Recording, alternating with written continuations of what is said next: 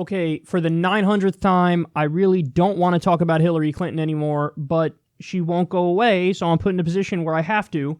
Look what she's doing now. Clinton takes aim at Trump, pulls out Russian hat during Yale speech. If you can't beat them, join them. No, yes. Oh, yes. He's committed treason and he's Vladimir Putin's puppet. Here's a Russian hat.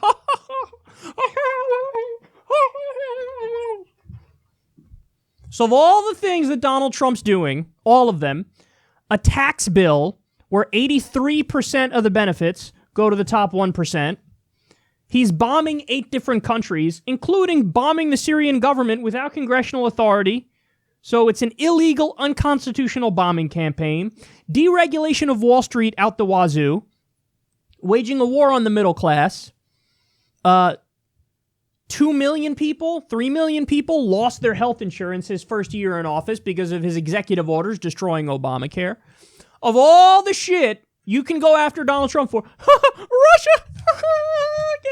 Get it? Because he's treason and he's Vladimir Putin's puppet, even though he's currently bombing their top ally in Syria, and even though he keeps sanctioning the shit out of them. But something, Russia? See, this is what happens. When you don't have an ideology, this is what happens. Hillary Clinton is just a vapid, empty, establishment, soulless creature. And so when her politics are all neoliberal and corporatist, and she's a warmonger, so she kind of agrees with Donald Trump on all that shit, there's nowhere to go but to just, talk about stupid shit like this. Now I get people, she's making a joke, get over it. Yeah, but you're right. I shouldn't even be talking about this, but the fact that she won't go away and she's still a really influential figure in American politics, and she's launched like 13 groups to take part in the next election cycle, that's the problem, because it really is an attempt to force the Democratic Party to continue to be corporatist, to continue to be neoliberal, to not go in a left-wing direction, and that's the problem. And I also saw that she's now going to get I think it was at Harvard, she's now going to get a Lifetime Achievement Award or something to that effect. And it's like, why? Why? She voted for the Iraq War. She voted for the Patriot Act. She supported NAFTA. Her policies devastated the middle class. Her policies are militaristic. I mean, destruction of civil liberties with the Patriot Act. At every time where there was a crucial vote that was a historic vote, she was reliably on the wrong side of it. But she still gets praise.